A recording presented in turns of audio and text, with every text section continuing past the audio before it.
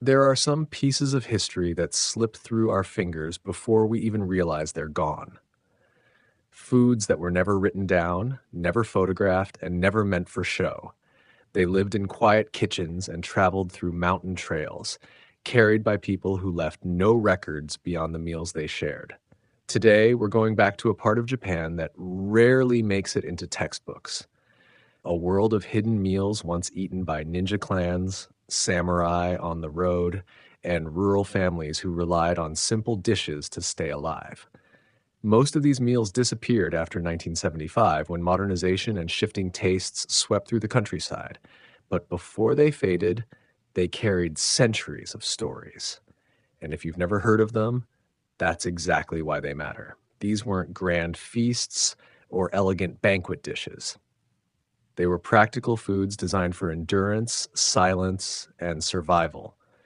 Some were carried in the sleeves of traveling warriors. Some were tucked into lacquered boxes that mothers prepared before their sons left for long journeys. Others came from villages hidden deep in the mountains, where each family had its own way of stretching ingredients further than anyone thought possible. These recipes were passed down through memory, not measurement. When the last people who knew them stopped making them, the dishes simply vanished. Japan in the post-war years changed faster than almost any generation could keep up with. Refrigerators replaced clay storage jars, packaged snacks pushed aside handmade travel foods. Youth moved to cities, leaving behind the old ways without intending to. By the late 1970s, many of these ninja and samurai era meals had already disappeared. What survived were fragments. A name, a story someone's grandmother once told, or a faded note in a regional cookbook that no one published again. But these forgotten foods tell us something important. They remind us of a time when people used everything they had, when a single handful of grain could become a meal that lasted days, when cooking was not just nourishment, but preparation, strategy, even protection. They show us what life felt like before convenience arrived, and they tell us how resourceful people were when the world around them was unpredictable. As we move through this list, you'll notice how different these dishes are from the modern image of Japanese food. There's nothing polished here. Instead, you'll find barley mixed with dried herbs for long trails, ash-baked rice balls carried by night scouts, powdered millet cakes made for silence, and preserved bean sweets hidden in mountain villages. Each item has its own story, tied to the people who depended on it. Some were born out of necessity, some out of fear, some out of love. Before these foods disappear forever, we're bringing them back into the light, not to revive them in a modern kitchen, but to understand the world that created them, a world of travelers, fighters, farmers, and families doing the best they could with what they had. If you're ready, number one, shadow rice balls, kajo onigiri. There was a time in Japan when the most important tool a traveler carried wasn't a blade or a map. It was a simple ball of rice tucked into cloth and hidden inside a sleeve. These were known as kaje onigiri, shadow rice balls, and for centuries they were the quiet fuel of messengers, scouts, and low-ranking warriors who moved discreetly between mountain passes and rural checkpoints. By the mid-1970s, they had all but vanished, replaced by packaged snacks and the convenience store culture that swept through post-war Japan. To understand why these little rice bundles mattered, you have to picture the world they belonged to. Before highways, before bullet trains, before vending machines on every corner, travel was slow. Roads wound through forests, rivers, and steep valleys. A person on foot needed food that didn't spoil, didn't smell, and didn't require sitting down to eat. Kaji onigiri answered all of that in a single sturdy meal. They were seasoned lightly with salt, sometimes mixed with leftover grains or dried vegetables, and shaped in a way that fit neatly into the palm. Nothing flashy, nothing loud, just enough to keep someone moving. For warriors assigned to sensitive tasks, this little meal had an added benefit. It was nearly silent to chew. A hard cracker or a dried root might snap loudly in the dark, but a rice ball made with the right technique gave off no sound at all. In the age of hidden scouts and nighttime surveillance, that detail mattered more than people today might imagine. Some families in rural prefectures even passed down small variations of these rice balls as part of their household traditions. It was a food shaped as much by caution as by hunger. What made kage onigiri so unforgettable was how deeply they connected people to the land around them. The rice came from local paddies, harvested by neighbors. The salt came from coastal towns, and the fillings, if there were any, relied on what was in season. These rice balls weren't meant to impress, they were meant to sustain. They were a small reminder that survival wasn't always dramatic. Sometimes it was held together by a handful of grains and a bit of care. The shift came quietly. By the early 1970s, Japan's food industry was booming. Refrigeration expanded into rural homes, and convenience stores introduced factory-made onigiri wrapped in plastic that snapped into place. Travel changed, and with it, the need for handmade shadow rations faded.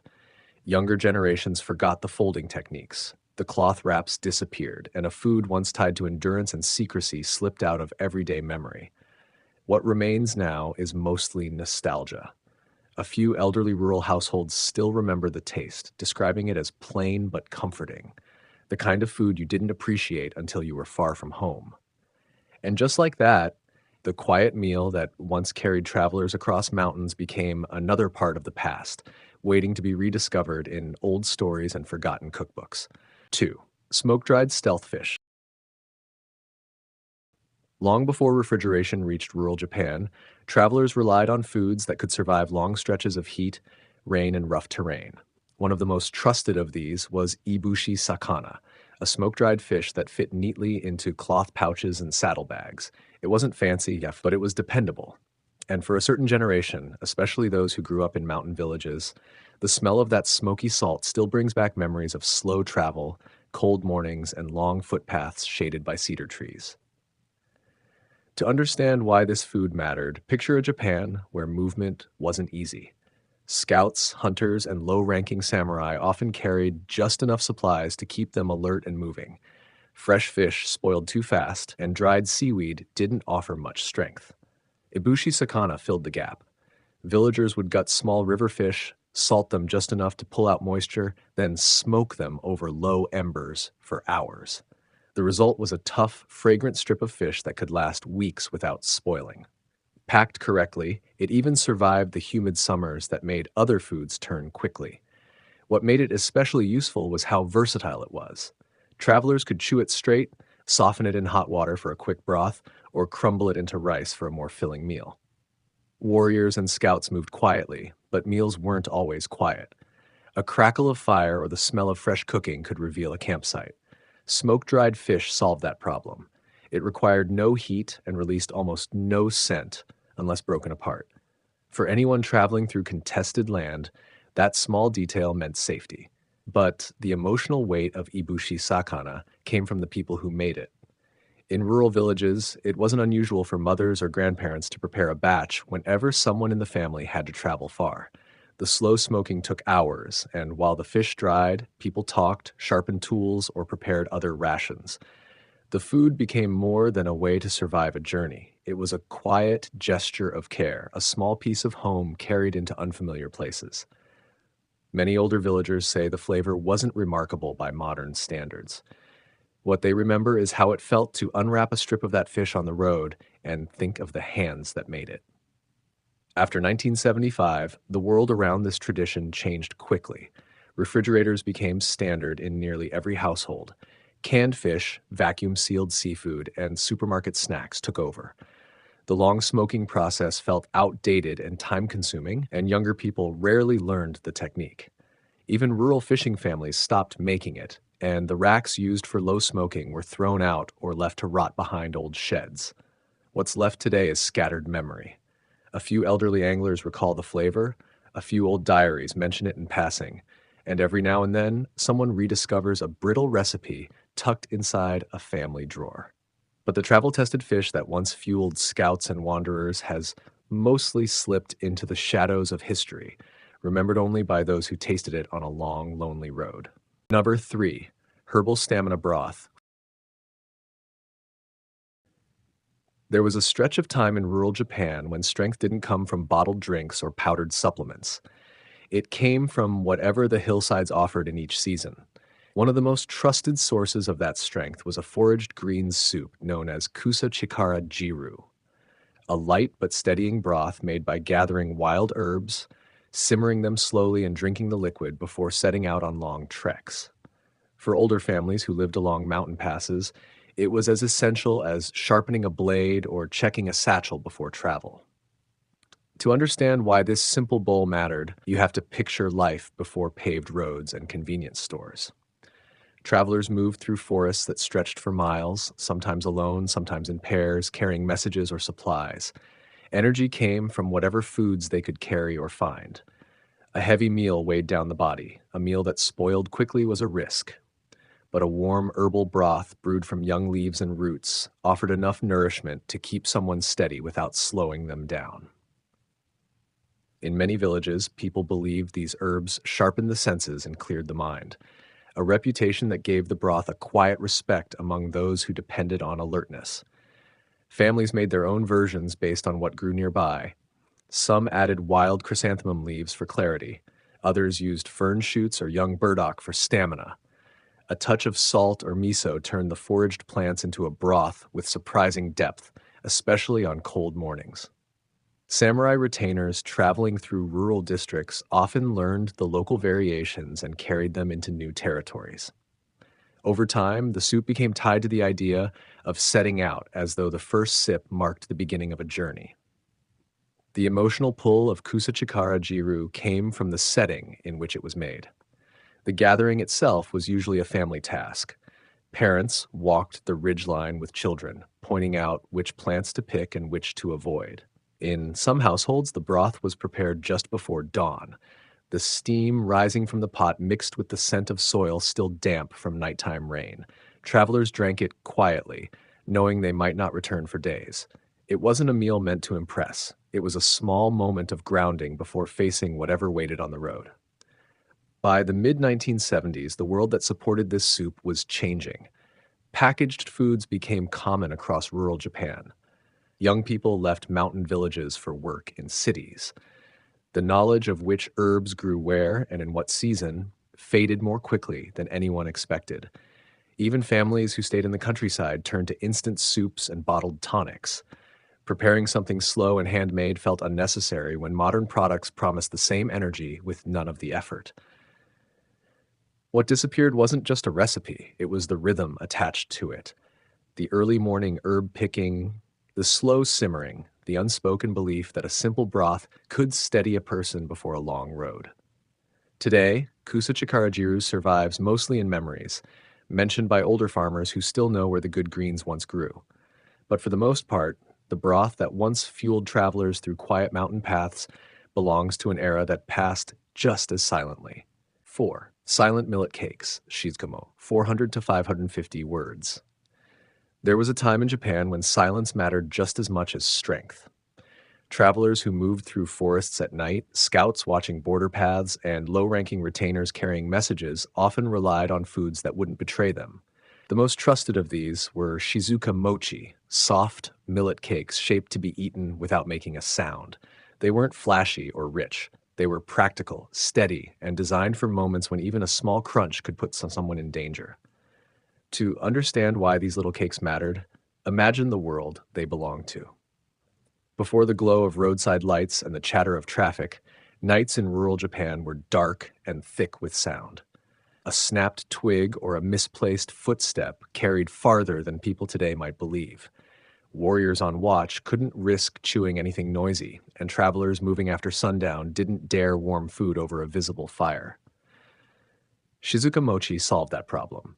They were made from millet, steamed until soft, then shaped into small, dense cakes that held their form and stayed quiet in the mouth. Millet wasn't a luxury grain. It grew in rough soil where rice didn't thrive, especially in colder mountain regions. Families would mix the cooked millet with a little salt or leftover rice flour to give it structure. The cakes were wrapped in leaves or cloth and stored in small bundles meant to last several days. Even after hours of travel, they stayed soft enough to eat without breaking the silence.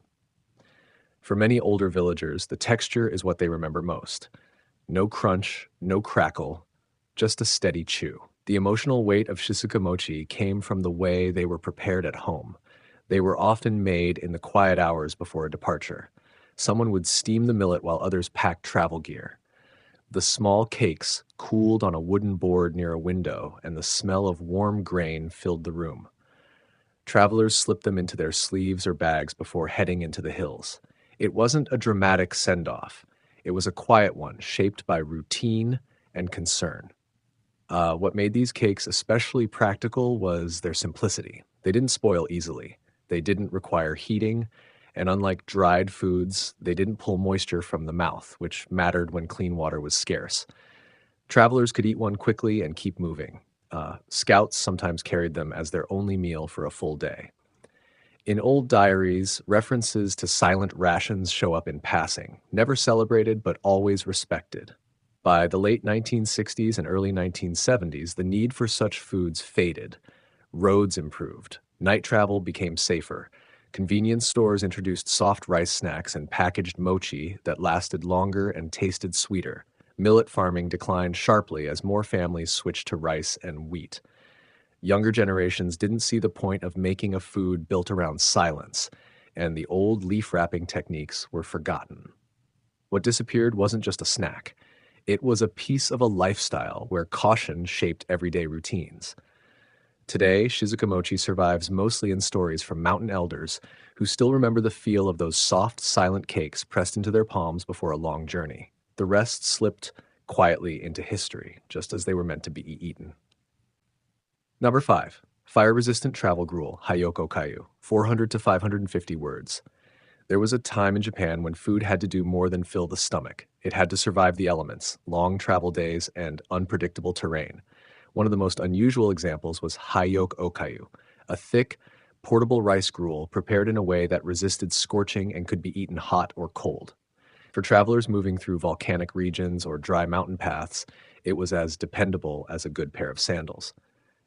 To understand why this gruel mattered, you have to picture a world before insulated containers or quick meals on the road. People traveled with iron pots, bamboo flasks, and whatever they could strap to their backs. Fires weren't always safe to light. Smoke could reveal a camp. Wind could make cooking impossible. And in some territories, especially near volcanic zones like Kyushu and central Honshu, open flames were risky because dry brush caught easily. Hayok Okayu solved these problems with a simple idea. Cook once, cook slow, then rely on the leftovers. Families prepared the gruel by simmering rice for hours until it thickened into a dense, almost pudding-like meal. A bit of salt or barley sometimes helped it hold together. The slow cooking drew out moisture evenly, which made it surprisingly resistant to burning if travelers needed to reheat it later over a low flame. It didn't stick to pots the way ordinary rice did. It didn't scorch at the bottom. People could warm it quickly or eat it cold straight from a bamboo container. For travelers passing through harsh landscapes, this reliability mattered more than taste. What gave this gruel its emotional pull was the ritual behind it. It was often prepared the night before a long journey. The slow simmering filled the home with a warm, earthy smell, while other supplies were gathered. Some families treated the process as a quiet moment to reflect. Others simply saw it as a practical step in preparing for the road. Either way, the meal symbolized readiness. A pot of Hayok Okayu cooling on the hearth signaled that someone was leaving at dawn. People who traveled with it often remembered not the flavor, but the feeling of security it brought. In old rural communities, there were stories of scouts and couriers who carried nothing but a pot, a ladle, and a container of this gruel through mountain storms. It wasn't glamorous, it wasn't festive, but it kept people moving. It kept them warm when eaten hot and steady when eaten cold. In many ways, it represented the quiet resilience that shaped daily life in a country where geography demanded ingenuity. By the 1970s, the world around this tradition changed. Lightweight stoves became common. Instant meals entered the market. Refrigerators allowed families to store prepared dishes without worrying about spoilage. Younger people stopped learning the slow cooking method, and older pots designed for long simmering were replaced with modern cookware.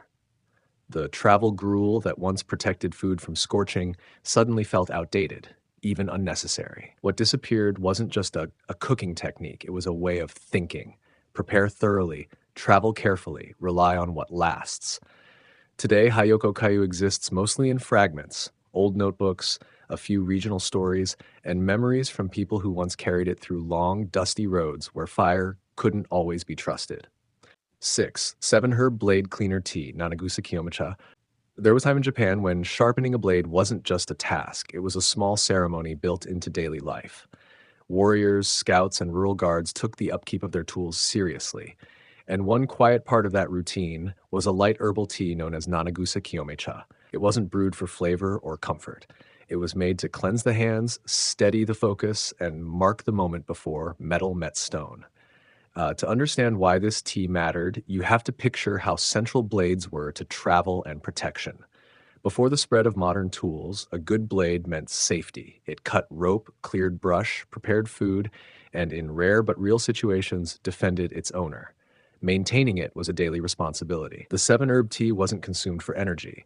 Instead, people used it to rinse their hands, clean small tools, and prepare their mind before sharpening. The mild scent of the herbs, never strong, never sweet, acted almost like a reset after long days on dusty trails. The ingredients changed from region to region. Some families favored young mugwort, wild parsley, and shepherd's purse. Others added bits of yam leaf, chickweed, or spring greens from roadside fields.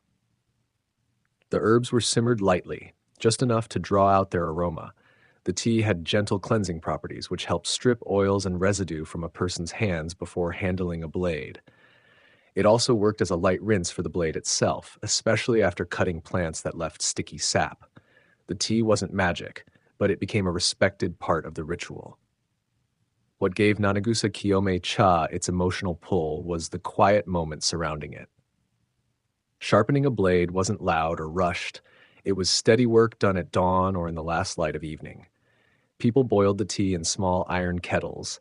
Steam drifted upward while travelers unpacked their bags, stretched tired shoulders, or checked the edges of their tools. Older villagers spoke of this moment with a kind of softness. The simple act of rinsing hands in warm herbal water before sharpening carried a sense of care that modern life rarely imitates. Even young warriors felt it. Old diaries mention the tea as a way to stay calm before long trips or before keeping watch. Rural households believed the herbs kept the hands nimble and clear. Whether or not that was true didn't matter. The ritual mattered. The steadiness mattered. By the mid-1970s, that world faded. Stainless steel tools required less maintenance. Store-bought detergent and industrial cleaners replaced homemade herbal rinses. Young people left rural villages and lost the habit of gathering wild plants seasonally. The quiet moments where people brewed tea before sharpening a blade became rare, then disappeared. Blades still existed, but the rituals surrounding them slipped away. What disappeared wasn't only the tea. It was the pace of life that allowed people to pause, gather herbs, heat water, and prepare themselves before beginning a task. Today, Nanagusa Kiyome Cha survives only in a few rural memories and old handwritten notes. The tradition that once connected people to their tools and surroundings now belongs to another time. 7. Midnight Pickled Plums, Yorumaboshi. There was a time in Japan when the quietest hours of the night belonged to those who kept watch. Border guards, village sentries, and lone travelers moving under moonlight needed food that stayed good without heat, kept the mind sharp, and brought a quick jolt of alertness. One of the oldest of these night rations was Yoru Umaboshi, a deeply salted, sharply sour plum meant specifically for night duty. It wasn't just any umaboshi. It was cured longer, packed tighter, and selected for people who had work to do when the rest of the village slept. To understand why this midnight plum mattered, you have to imagine a world before electric lights and patrol cars. Nights were dark, quiet, and sometimes dangerous. The smallest sound carried across farms and forests. A person keeping watch had to stay awake, with nothing but their hearing and instincts. Yoru Umaboshi gave them an edge. The burst of salt and acid snapped them awake almost instantly. The salt kept dehydration at bay, the sourness jolted the senses, and the plum itself lasted for months without spoiling. Not all umaboshi were used this way. Families preparing plums for daytime meals usually made them milder or mixed them with shiso leaves for color. The midnight version was stronger and smaller. Some households dried them twice in the sun before packing them into crocks with layers of coarse salt. Others used a touch of red shiso for preservation, but not enough to soften the flavor. These plums were made to last through long nights in cold watchtowers or lonely forest paths. The emotional pull of Yoru Umeboshi came from the people who relied on it.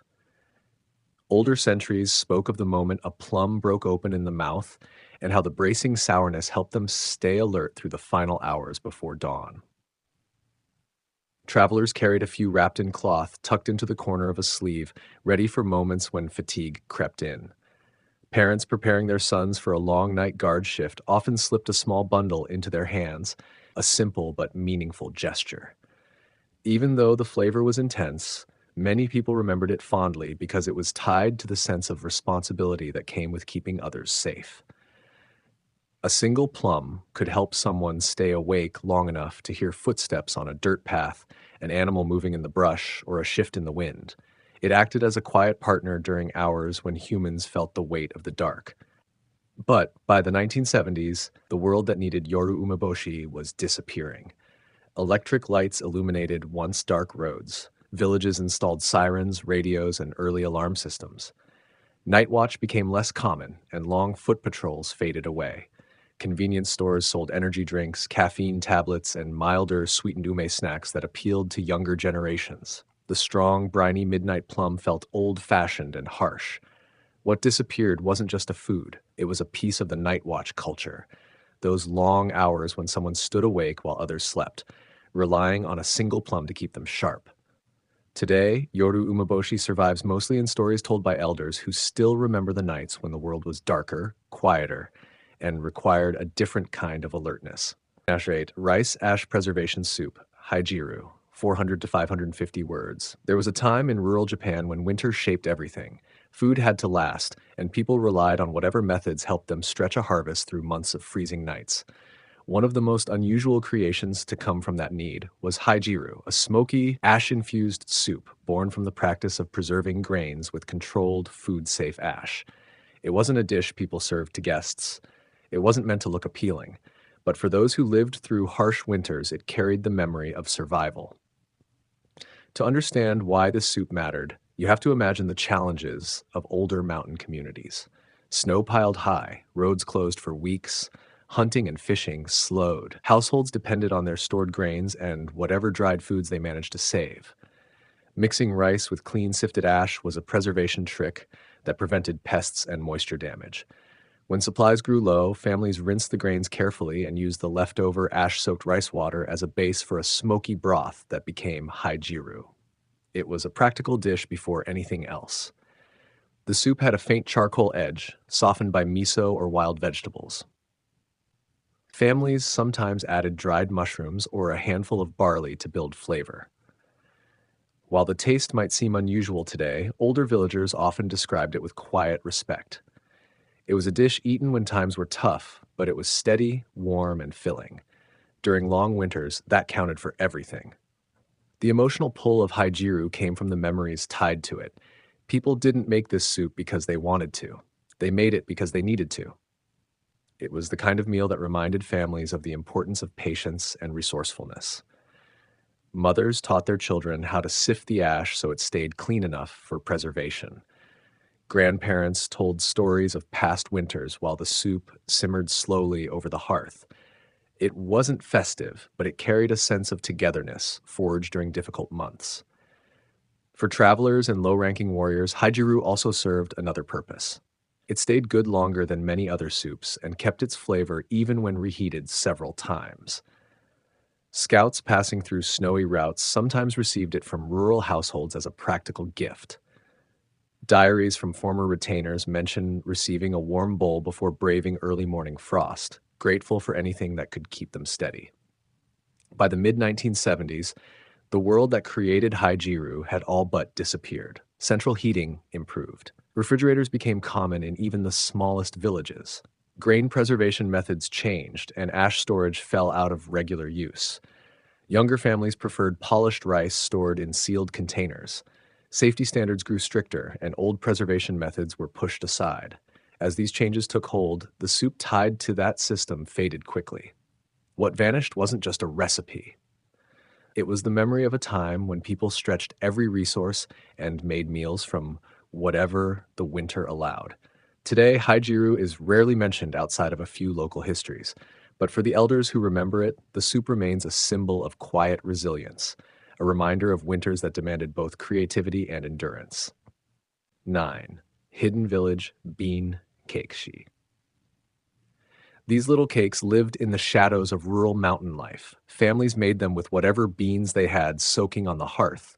Sometimes adzuki, sometimes black beans, sometimes a mix of both. The beans were mashed with a small amount of sugar or honey if the family had any to spare. The sweetness was never the point. These cakes were meant to last, to travel, and to fill bellies during the hardest parts of winter. Most kids in those small villages didn't grow up with candy in the way city children did. Kakure satomamagashi became their treat. They were shaped by hand, flattened into small discs, and dried near the fire until firm. Some families toasted them lightly over a flame to bring out a warm, nutty smell. Others steamed them again before eating, which made them soft enough for little ones and elders. The name Hidden Village comes from the fact that these beans were often grown in tucked-away places. Families planted them between rocks, along narrow hillsides, or on small terraces where outsiders never looked. It was a quiet kind of survival. Every bean mattered. Every harvest was stored with care. Turning those beans into cakes was a way of stretching the supply without wasting a thing. Kids would slip these cakes into their pockets before heading out to help in the fields. Travelers carried them wrapped in cloth for long walks between villages. Housewives kept a few near the kitchen fire to hand out when someone came in tired or cold. The flavor was simple and earthy, a little sweet, a little smoky. The kind of taste that reminds you how hard people once worked for every meal. What makes Kakure Sato Mamagashi stand out isn't the recipe, it's the feeling behind it. These cakes were a reminder that even in remote places where money was scarce and winters were long, people still found small ways to make life gentler. They took a basic ingredient and turned it into something comforting, something to share, something to keep spirits up when days were short and food was thin. In many mountain towns, the memory of these cakes still lingers in old stories told by grandparents. They'll talk about how everyone knew whose bean cakes were the softest, or which village had the darkest beans, or how the smell of toasted cakes meant neighbors were stopping by. They weren't fancy, but they were loved. 10. Trail fermented barley mix, mishi mugi natto. This was the kind of food people relied on when the road ahead was longer than their strength. Michi mugi natto wasn't pretty, and it wasn't meant to be. It was a rough mix of barley, soybeans, and sometimes millet that had been lightly fermented and dried until it could survive days of travel. Farmers, monks, woodcutters, and messengers kept it with them because they could count on it when nothing else was available. Families usually made it in late autumn, when the air was cool enough to control the slow fermentation. The grains were washed, steamed, and mixed with a starter saved from the previous batch. They were spread on woven mats and left to rest near the warm side of the hearth. By the time they were ready, the grains had a deep aroma and a faint tang. The mixture was then dried until firm and stored in burlap bags or small wooden boxes. On the road, people didn't eat the mix as is. They revived it. Some added hot water from a roadside tea house.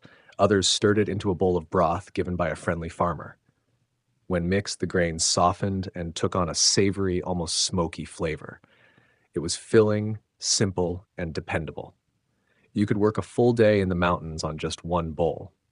There was a superstition tied to it too. Travelers believed that as long as they carried mishi mugi natto, the road would treat them fairly.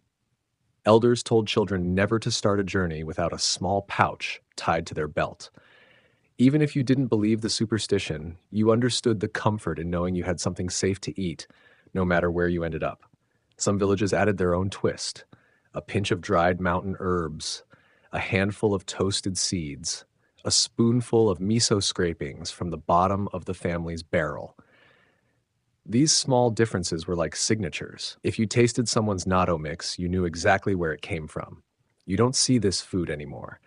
The traditions that shaped it faded when travel became easier and rice grew more available. But older people still remember how it felt to unwrap a tiny cloth bundle after hours on a cold trail, the steam rising from a bowl of revived barley, the relief that you made it another mile. It wasn't just fuel, it was reassurance. Mishimugi Natto was a quiet companion. It kept people going when the world around them was harsh and unforgiving. It's the kind of food that tells the story of a time when survival was built on small habits, steady work, and the wisdom to prepare for whatever the road might bring. Looking back at these forgotten dishes, it's clear they were never just meals. They were tools, comforts, and in some cases, quiet companions. Each one carried a small piece of the lives that shaped them. A pouch of barley mix that kept someone steady on a cold mountain trail. A sweet bean cake shared in a village that no longer exists. A silent travel snack a scout tucked away before disappearing into the night. These foods might seem simple today, but they held the kind of meaning that only comes from necessity and tradition. By the time the modern era arrived, many of these dishes had already begun to fade. Roads improved, packaged food became common, and the pace of life sped up. Younger generations didn't need to rely on the old methods anymore. They reached for instant noodles instead of preserved grain bundles, candy bars instead of homemade bean sweets, convenience stores instead of the family hearth. The old recipes weren't forgotten on purpose. They slipped away as the world changed, one small habit at a time. But remembering them now gives us something valuable. It lets us see how people lived when every decision mattered, how they cooked with intention, not excess, how they understood the land around them because survival depended on it, and how even in hard times, they found ways to care for one another through food that traveled far beyond the kitchen. These meals also remind us that history isn't only written in battles and dates, it's carried in the quiet choices people make every day. A mother drying rice into hardened cakes so her child would have something to eat on the road. A farmer fermenting barley because he knew the winter would be long. A traveler breaking open a small cloth bundle and finding the strength to walk another mile. These are the stories woven into each dish, even if no one wrote them down. As we close this journey, think about what we lose when small traditions disappear. Not just flavors, but wisdom. Not just recipes, but the connections they once represented. Foods like these help us understand a world that's easy to romanticize but hard to imagine living through. They show us the resilience of ordinary people and the care hidden in the simplest meals. And maybe the biggest surprise is this. Even though these dishes vanished decades ago, the spirit behind them hasn't. People still crave connection, comfort, and meaning in what they eat. The difference is that today we rarely pause long enough to notice. Revisiting these old meals gives us a chance to slow down and appreciate the past for what it was. Not perfect, not polished, but full of real lives and real stories. Thank you for taking this journey into a forgotten corner of history. If you enjoyed exploring these lost ninja and samurai meals, there's so much more waiting to be uncovered. The past is full of quiet treasures. Sometimes all it takes is looking in the right direction to find them again.